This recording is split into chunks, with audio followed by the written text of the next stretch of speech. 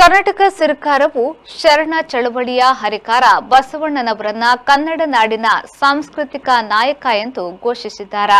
ಇದನ್ನ ರಾಜ್ಯದ ಜನತೆ ಅಮೋಘವಾಗಿ ಸ್ವಾಗತಿಸಿದೆ. ಕರ್ನಾಟಕ ಶರಣ ಪರಿಷತ್ ನಾನಾ ಮಠಾಧೀಶರುಗಳು ಇದನ್ನ ಸ್ವಾಗತಿಸಿ ಹೇಳಿದ್ದಾರೆ. ವೇದದ ಹೇರಿಕೆ, ಸಂಸ್ಕೃತದ ಹೇರಿಕೆ, ವೈದಿಕ ಧರ್ಮದ ಹೇರಿಕೆ ಇವುಗಳನ್ನ ಅಲ್ಲಗೆಳೆದು ಕರುನಾಡಿನ ಕನ್ನಡ ನೆಲ ಧರ್ಮವನ್ನ ನಾಟಿದ್ದು ಶರಣ ಪಥ. ಆ ದಾರಿಯ ಆಯ್ಕೆ ಸಹಜವಾದದ್ದಾಗಿದೆ. ಆದರೆ ಜಾರಿ ಅಷ್ಟು ಸುಲಭವಲ್ಲ ಎನ್ನುವ ಮಾತು ಸಹ ಇದೆ. ಕಲ್ಯಾಣ ಕ್ರಾಂತಿ ಎಂಬ ದೊಂಬಿಯ ಮೂಲಕ ಶರಣ ಚಳುವಳಿಯನ್ನ ಬಹುತೇಕ ನಾಶ ಮಾಡಿದ್ದ ವೈದಿಕ ದಾಳಿಯನ್ನ ಕೆಲವರು ನೆನಪಿಸಿದ್ದಾರೆ. ಈ ಬಾರಿಯ ಪ್ರಜಾಪ್ರಭುತ್ವ ದಿನದ ಬೆಂಗಳೂರು ಲಾಲ್ಬಾಗ್ ಫ್ಲವರ್ ಶೋನಲ್ಲಿ ಬಸವಣ್ಣನವರ ಮೂರ್ತಿ ಮತ್ತು ಶರಣರ ಚಳುವಳಿಗೆ ಒತ್ತು ನೀಡಲಾಗಿದೆ.